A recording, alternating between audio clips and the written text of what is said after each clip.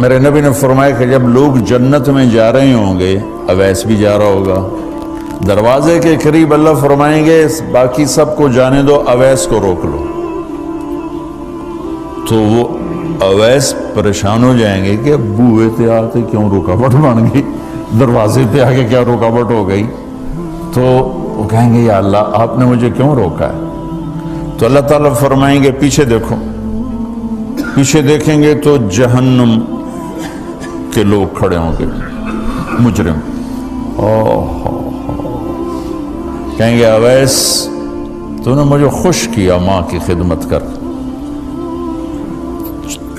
کیا کہا؟ ماں کی خدمت کر کے۔ جو بیچاری مائیں ذلیل ہو رہی ہیں، یہاں زیادہ ہوتی ہیں، پاکستان میں کم ہوتی، پر ہوتی وہاں بھی ہیں۔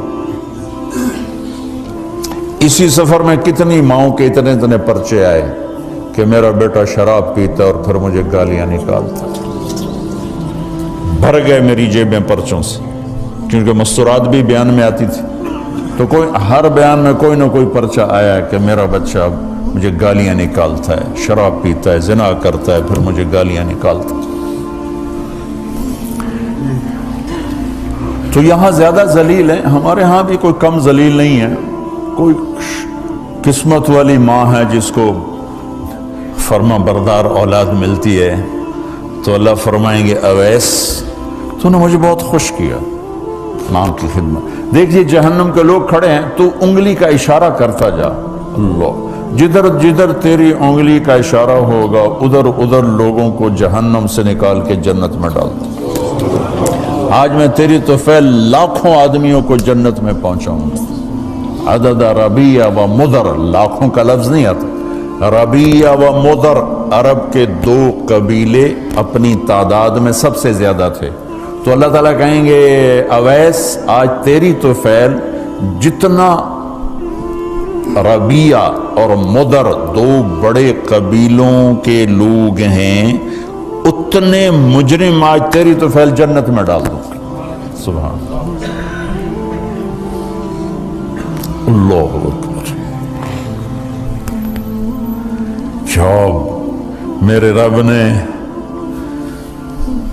مقام بخشا کہ عمر اور علی سے کہا جا رہا ہے دعا کروانا، اور جنت کے دروازے پر کھڑا کر کے فرمایا جا رہا ہے پیچھے نظر دوڑا، دیکھ جتنے جہنم کے لوگ کھڑے ہیں، اشارہ کر تیرے طفیل آج ربیہ اور مضر کی تعداد کے برابر لوگوں کو جنت میں ڈالوں۔ ایک اور واقعہ بھی سناتا ہوں۔ آپ نے فرمایا میں آج رات جنت میں گیا۔ ایک تو معراج ہے جو جاگتے ہوئے، خواب میں تو بہت دفعہ ہوا، آج رات میں جنت میں گیا، میں نے آواز سنی قرآن کی تلاوت۔ میں نے پوچھا یہ کون تلاوت کر رہا ہے؟ ان کا جی یہ حارثہ بن نعمان ہے۔ تو آپ نے کہا حارثہ بن نعمان، وہ تو مدینے بیٹھا ہے۔ دیکھو آپ کو سنانے کے لیے مائک لگا ہوا ہے اوپر، تھوڑے سے لوگ آپ، اور حارثہ کی آواز جنت میں جا رہی ہے اور وہ مدینے بیٹھے ہوئے ہیں، 7 آسمان پار کر کے آواز جا رہی ہے۔ وہ کیسے پوری جنت میں اس کی آواز کیوں آ رہی ہے؟ کہ یا رسول اللہ انہوں نے ماں کی ایسی خدمت کی ہے کہ اللہ تعالیٰ نے خوش ہو کر کہا ہے حارثہ جب قرآن پڑھے ساری جنت کو سناؤ، ساری جنت کو سناؤ۔ اچھا کیسی خدمت کرتے تھے؟ ماں کی کیسی خدمت کرتے تھے؟ ان کے کپڑے بیوی سے نہیں دھلاتے تھے، خود دھوتے تھے۔ ہم لوگ اپنی بیویوں پہ ڈنڈا چڑھا کے کھڑے تھے، میری ماں دے کپڑے دو، میری ماں دی روٹی پکا، میری ماں نو چاہ بنا کے دے۔ آپ کی بیوی کے ذمے آپ کی ماں کی خدمت نہیں ہے، میرے ذمے میری ماں کی خدمت، میری بیوی کے ذمے میرے باپ کی خدمت نہیں ہے، میری ماں کی خدمت نہیں ہے، میری بہن بھائیوں کی خدمت نہیں ہے۔ لیکن یہ بر صغیر کے معاشرے کا ظلم ہے کہ آنے والی بچی ٹکڑے ٹکڑے ہو جاتی، پس کے رہ جاتی، اور ایک ظلم و ستم کی چکی میں وہ قیمہ بن جاتا۔ ساس کا ظلم، سسر کا ظلم، خامد کی بہنوں کا ظلم، بھائیوں کا ظلم، تانے بولیاں، اس بیچاری نے بچے کیا پالنے ہیں، وہ تو روتے روتے زندگی گزار دیتی۔ میرے ذمہ ہے ماں کی خدمت، میری بیوی کے ذمہ نہیں ہے۔ پوچھو مفتیوں سے، ماں کے لیے کیا کرتے تھے؟ سالن خود بناتے تھے، آٹا گوندتے تھے، روٹی پکاتے تھے، پھر تھالی میں پلیٹ میں رکھ کر ماں کو سامنے بٹھا کر خود کھلاتے تھے، کھلاتے بھی خود، اور ماں کو تیل لگاتے، کنگھی کرتے، جوئیں نکالتے۔ اور کبھی اماں کوئی کام کہہ دیتی اور سمجھ میں نہیں آیا تو یہ نہیں کہتے تھے ماں جی کیا جائے، اپنی بیوی کو باہر بلا کر کہتے ماں جی نے کیا کہا ہے مجھے سمجھ میں نہیں آیا۔ ایک دفعہ موسیٰ علیہ السلام نے پوچھا یا اللہ میرا جنت کا ساتھی کون ہے؟ تو موسیٰ علیہ السلام نے فرمایا فلاں قصائی تیرا جنت کا ساتھی۔ تو موسیٰ علیہ السلام تھوڑا سوچ میں پڑ گئے کہ قصائی تے موسیٰ دا جوڑ کی میں بہ گئے، فلاں مجاہد، فلاں عالم، فلاں ولی اللہ، وہ تیرا جنت کا ساتھی، قصائی تیرا ساتھی۔ تو موسیٰ علیہ السلام نے پتہ پوچھا اور پہنچ گئے۔ تو وہ گوشت کی دکانوں میں ایک دکان اس کے بھی تھے، وہ بٹھا چوکڑی مار کے تھا اپنا بیچی جاندہ تھے، ٹکی جاندہ ہے۔ کوئی موسیٰ علیہ السلام کو اسپیشل چیز نظر نہیں آئی۔ جب شام کو وہ چلنے لگا، جب وہ اس کا گوشت ختم ہو گیا تو اس نے ایک ٹوٹا تھیلے میں ڈالا اور چل پڑا، موسیٰ علیہ السلام بھی ساتھ چل پڑے۔ وہ گھر پہنچا تو موسیٰ علیہ السلام نے کہا میں آ جاؤں؟ کہا جی آ جاؤ۔ اس نے وہاں جا کے کیا کیا، بوٹیاں بنا کے ہانڈی چڑھا دی، پھر آٹا نکال کے گوندھا، اس کو نرم ہونے رکھ دیا، سالن تیار کیا، پھر روٹی تیار کی، ٹرے میں رکھا۔ ایک عورت اس طرح پڑی تھی، اس کو جا کے ہلایا، ماں جی، آنکھ کھولی، ایک ہاتھ سے اٹھایا، سہارا دیا، دوسرے ہاتھ سے نوالے بنا بنا کے کھلاتا رہا، کھلاتا رہا، کھلاتا رہا۔ تو اس نے یوں سر ہلایا کہ مطلب میری بس۔ تو اس کا منہ صاف کیا اور اس کو سہارا دے کے لٹانے لگا تو کچھ بڑبڑائی۔ موسیٰ علیہ السلام ذرا فاصلے پر تھے، سن نہیں سکے کیا کہا۔ موسیٰ علیہ السلام نے فرمایا میرے بھائی یہ کون ہے؟ کہا جی میری ماں ہے، اور میں جب صبح جاتا ہوں نا کام پر تو اس کے سارے خدمت کر کے روٹی پانی کھلا پلا پھر میں جاتا ہوں، پھر جب شام کو واپس آتا ہوں تو پہلے میں اس کی یہ خدمت کرتا ہوں۔ بیوی سے نہیں کہا، خود کیا۔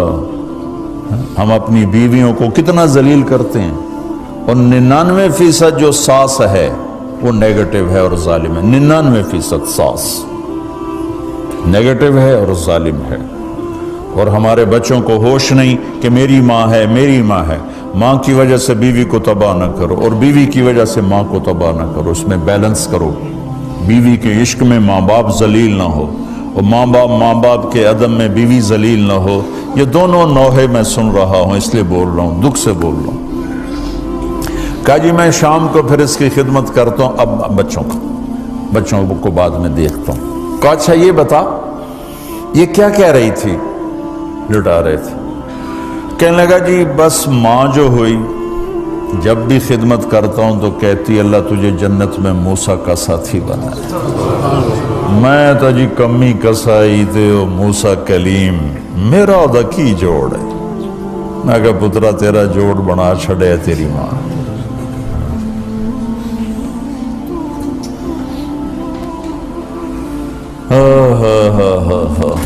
ماں باپ زندہ ہیں دعا لو، فوت ہو گئے ان کی قبروں پہ جایا کرو، وہاں بیٹھ کے قرآن پڑھا کرو۔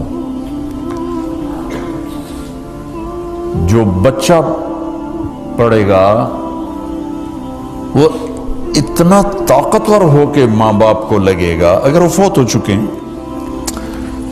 زندہ ہیں دعا لو، مر گئے ہیں ان کے لیے ان کی قبر پہ نہیں جا سکتے ہو، یہاں کی زندگی بہت تیز ہے، کبھی تو جایا کرو، کسی ویکنڈ پہ چلے جایا کرو، کسی اتوار پہ چلے جایا کرو، کسی ہفتے کو چلے جایا کرو، مہینے بعد 2 مہینے بعد، سال میں 1 دفعہ سے، کہ یہ ان کا حق ہے، ان کا حق ہے. اور